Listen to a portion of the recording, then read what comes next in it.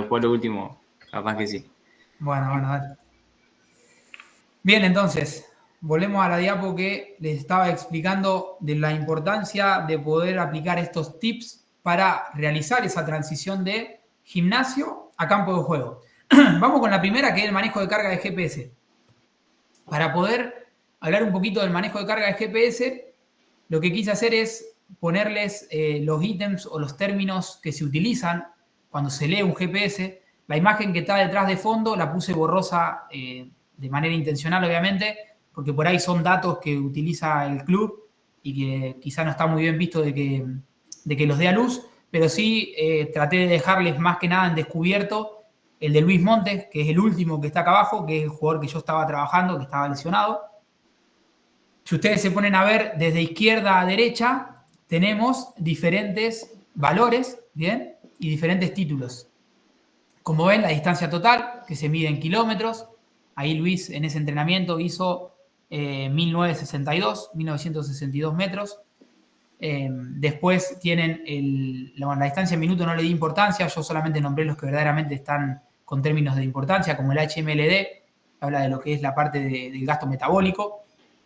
Número de aceleración y desaceleraciones, eso también muy importante, y más que nada en este caso del jugador que estaba con una lesión de gemelo interno. Como saben, el gemelo, como dije anteriormente también y vuelvo a repetir, implica mucho la parte de aceleración y desaceleración. Entonces a mí me importaba ese valor porque quería saber cómo se sentía Luis al hacer determinados ejercicios y cuál era la sintomatología que él tenía y obviamente cómo iba sumando día tras día metros en esos valores de aceleración y desaceleración. Después, el tema de las zonas, ahí como ven, a más de 21 km por hora, a más de 24 km por hora, ahí se le llama zona 4, zona 5, eso. Después, el número de sprint que genera el jugador y la velocidad máxima. Número de sprint, siempre y cuando genere velocidades por encima de los 26 km por hora, nos va a marcar un número de sprint, que sería ya zona 6. Y la velocidad máxima es a cuál velocidad máxima llegó el jugador en ese entrenamiento o en ese partido.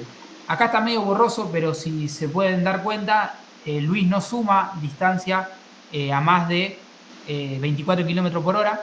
Bien, fíjate que lo máximo que hizo él, por lo que veo, es 23,9 o 23,8. Este es un entrenamiento que él hizo de los primeros que trabajaba en campo de manera multidireccional. Entonces recién estaba arrancando, pero sí tengo de contraste la última que él hizo conmigo, que trabajé la parte de sprint antes de dárselo al readaptador, que ahí sí ya había llegado a trabajar en 28 km por hora, por ende, al ser esa su velocidad máxima, Luis tocó la zona 6 y sumó metros en sprint. ¿Bien? Ahora, muchos se preguntarán cómo hago a planificar los trabajos en campo teniendo en cuenta los valores de GPS. ¿A qué voy con esto? Para que ustedes se pongan en contexto. Cuando yo paso, para que vamos a ir acá. Yo les dije, etapa 1 a la etapa 3 la hace el kine. Etapa 4 la hace el readaptador. ¿Qué es importante saber acá? El kine en la etapa 3 tiene que planificar los valores de carga de GPS. ¿Qué quiero decir? A mí el analista en rendimiento me da una hoja o me pasa un archivo donde me pasa la carga crónica que tuvo, en este caso el Chapo Monte, en las últimas 3 semanas de entrenamiento con el grupo. ¿Bien? Entonces ahí me pasa el 100% de sus valores. Vamos acá. Me pasa el 100% de los valores que tuvo Luis en el GPS. ¿Bien? O sea, capaz que su distancia en 100% fue 11 kilómetros. ¿Bien? Y así con cada una de las variables. Y nosotros en Kine lo que tenemos que hacer es planificarle las sesiones como máximo al 60% de todas esas variables. ¿Se entiende lo que estoy diciendo?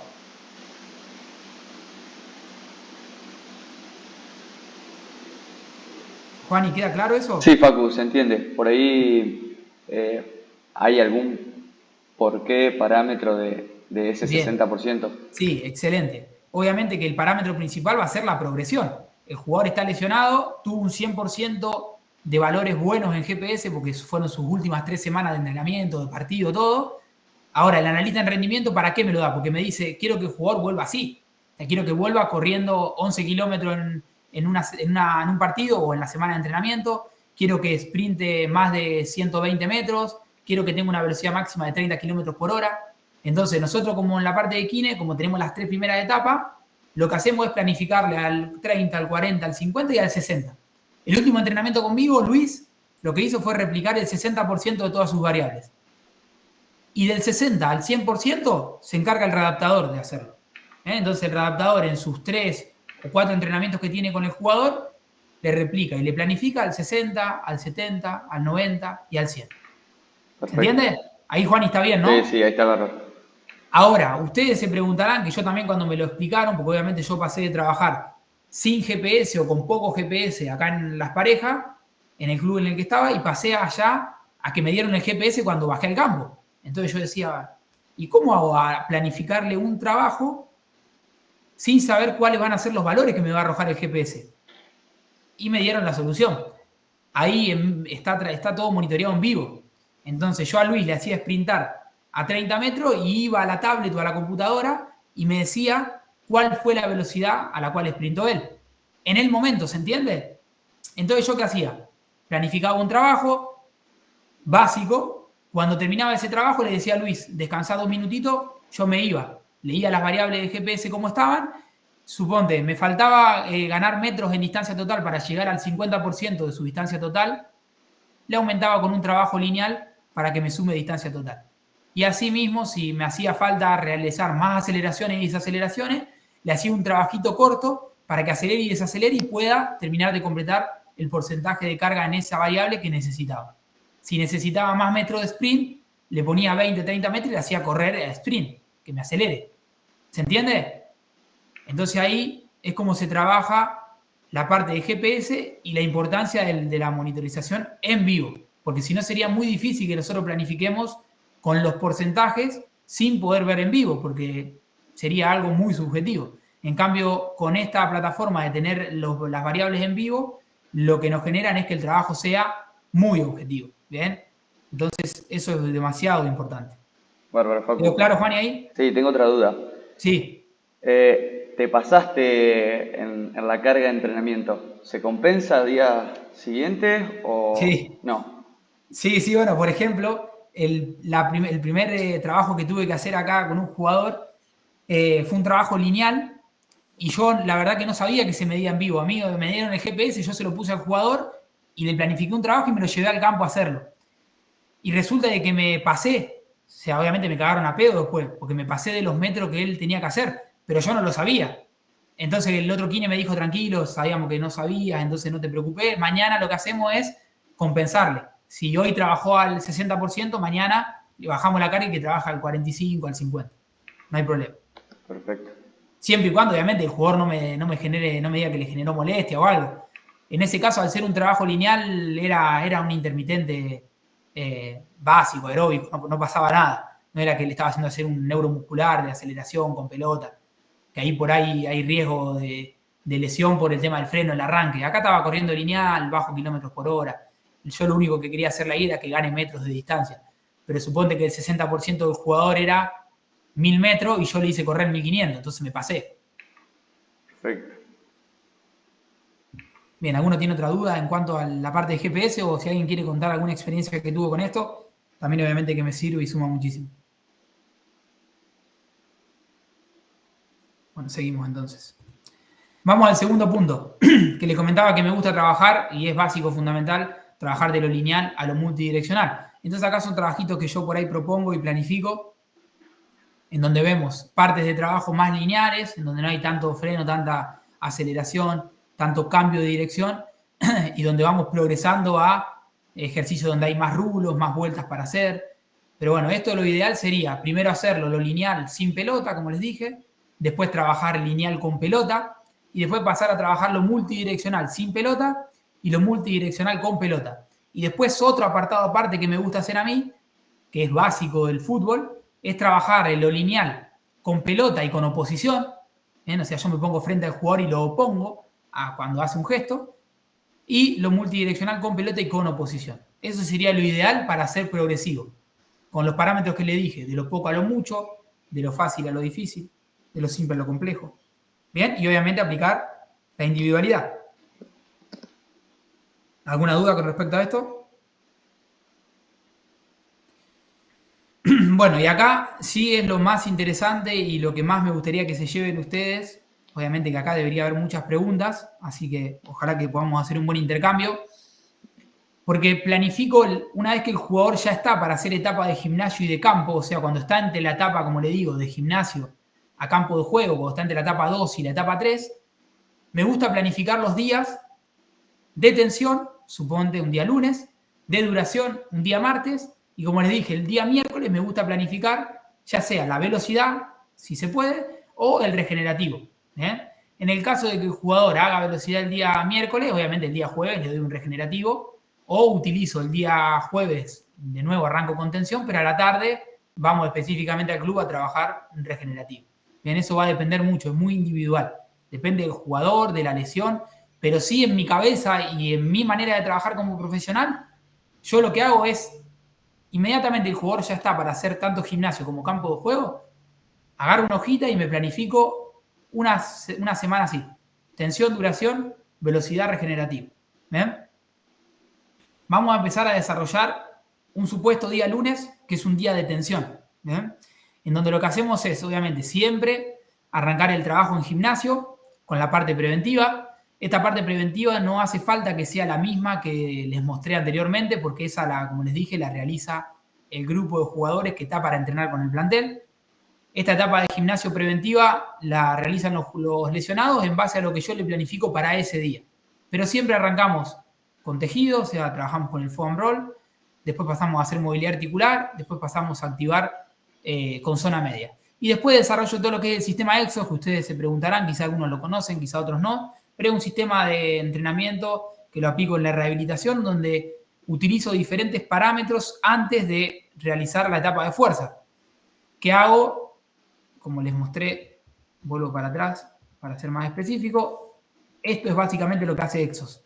Trabajar el tejido, trabajar con foam, trabajar movilidad articular, fortalecer el core, activar glúteo medio, hacer pliometría, prepliometría, drills de marcha. Y recién fíjense que antes de realizar la fuerza, fíjense todos los puntitos que tuve que tachar. Entonces yo como profesional no me permito que el jugador haga fortalecimiento sin antes haber utilizado todo esto. Obviamente, como lo estoy trabajando todos los días, los ejercicios van variando muchísimo de un día al otro. Tampoco me permito que el jugador repita un ejercicio un día y el otro. Entonces ahí tengo también yo la creatividad como profesional de poder brindarle al jugador una gama de ejercicios que sean variables, primero para que no se aburra. Obviamente, porque si un jugador, si todos los días hace lo mismo, se aburre. Y segundo, para que me dé más resultados, porque cada ejercicio va a tener su pro en relación al objetivo que tenga con determinada funcionalidad, obviamente. Y después sí pasamos a la parte de fuerza. Fíjense que el día de tensión utilizo fuerza, principalmente tren inferior. Utilizo siempre fuerza de zona media y utilizo fuerza de tren superior. El día de tensión, cuando utilizo la fuerza, ahí puedo ir variando. Puedo hacer este tipo de fuerza en circuito. Puedo poner un ejercicio de tren inferior, un ejercicio de zona media, un ejercicio de tren inferior. Perdón, de tren inferior, de zona media, de tren superior. O puedo directamente trabajar tren inferior, un ejercicio, lo hago descansar, le planifico todo de tren inferior, le planifico luego todo de tren superior y después todo de tren superior, dependiendo lo que la sesión amerite y cómo lo vea el jugador. Una vez que termino de hacer toda esta planificación de fuerza en gimnasio, pasamos al campo de juego. ¿Bien? El jugador acá se pone el GPS y arrancamos a trabajar. Como es día de tensión, yo al día de tensión le llamo ese día de freno, arranque, aceleración, desaceleración. Es el gesto propio del jugador. Ustedes si ven al jugador de fútbol está constantemente acelerando, desacelerando, haciendo una dinámica lateral, hacia adelante, hacia atrás. Entonces a eso yo lo que le llamo es un intermitente neuromuscular, es un gesto neuromuscular. ¿Bien? Entonces ahí lo que hago es planificar, en este caso, esto es un ejemplo de una sesión, planifiqué 4 ejercicios diferentes, que el jugador los repita de 4 series y que los utilice en 30 segundos por 30 segundos. ¿Bien? Como esto está en teoría, lo que hice yo fue ponerlo a la práctica. Entonces lo que vamos a hacer es ver un ejemplo de un día, en este caso con un jugador de Everton que tuvo un desgarro de aductor miofacial, fue un desgarro chiquito. Este chico a los 15 días ya estaba jugando partido oficial. Así que vamos a ir a ver lo que fue el día de tensión en gimnasio. ¿Bien?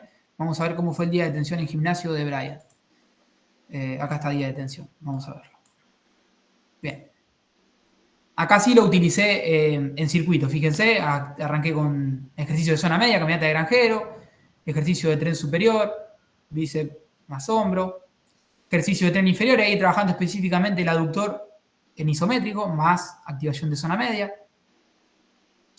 en un press pull-off más hombro, trabajando remo, que ahí trabajamos tren superior, sentadilla isométrica, tren inferior, core, trabajamos los 3 ejercicios en uno, con la polea cónica, que es un ejercicio muy, muy bueno.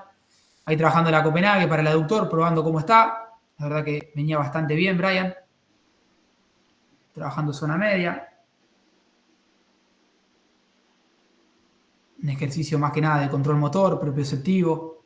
Empezando a activar el core, tobillo. Ejercicio muy completo. Tren superior. Trabajando. Bueno, excelente. Lo vamos a poner de nuevo mientras les voy contando. Este tipo de entrenamiento, como les dije, los hice en circuitos. Por ende, yo lo que hago cuando trabajo en circuito, me gusta trabajar con el método Tabata, en donde al jugador le pongo música y le va diciendo los segundos de trabajo por los segundos de descanso. La mayoría de las veces lo que hago es trabajar en un Tabata 20x10, que es bastante intenso. O sea, el jugador 20 segundos hace el ejercicio, durante 10 segundos descansa. El problema es que esos 10 segundos de descanso los utilizo no como descanso propiamente dicho, sino que lo que hago es que el jugador también esté rápido para cambiar de ejercicio, porque al ser en circuito tiene solamente 10 segundos para dejar de hacer el ejercicio que estaba haciendo y prepararse para hacer el ejercicio nuevo. Entonces eso también lo que me permite que el jugador esté atento, que esté concentrado. Por ahí si uno le pone más segundos de descanso, se pone a charlar con el compañero, está más desconcentrado, mira el entrenamiento. Entonces esto me hace que el jugador esté. Obviamente el tiempo de trabajo va a ser menos porque va a pasar más rápido, pero es intenso. Y eso es lo positivo. Bien, seguimos. ¿Alguna duda respecto a lo que vieron ahí?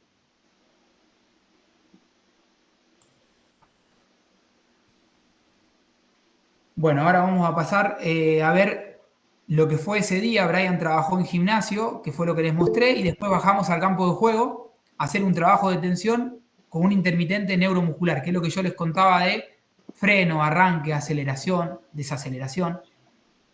Vamos a ver cómo lo planifiqué y cómo salió ese tipo de entrenamiento. Vamos por acá. Bien. Bien. Como les digo, freno, aceleración, desaceleración, acelera. Entrada, salida, freno, vuelve a acelerar. Mucho de eso neuromuscular, del freno, el arranque. Lateral, ahí probando el aductor, fundamental para él ese ejercicio para que le genere confianza. Recuerden que venía de un desgarro de aductor, por ende necesitaba probarse. Fue uno de los primeros trabajitos que fuimos a hacer al campo. Fue el día 2, o sea, fue el día 2 que trabajamos en campo ese. No día 2 de su lesión, sino que día 2 de transición entre gimnasio y campo.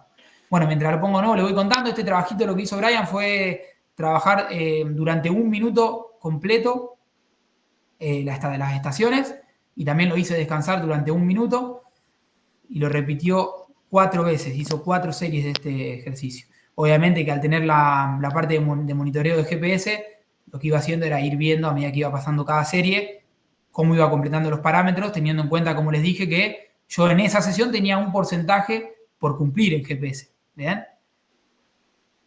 Y después, lo importante que les quería comentar es que si recuerdan, otra de las variables que yo les propuse es que trabajen de lo lineal a lo multidireccional, y también de lo multidireccional a trabajar sin pelota a trabajar con pelota. ¿Bien? Entonces el tercer videito que le puse acá, que es la progresión en campo, es un video en donde vamos a ver que de las 4 estaciones que utilicé, empecé a meter la pelota en ciertos ejercicios. Se va a ver un poquito más chico porque lo tuve que poner de manera horizontal al video.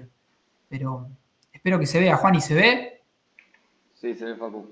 Bien, fíjense, ahí pelota. 1, 2, listo. Y ahí genera el mismo ejercicio. Coordinación y va hacia adelante. En cada estación le metí pelota en algún gesto básico, porque era el primer día que estaba trabajando con pelota.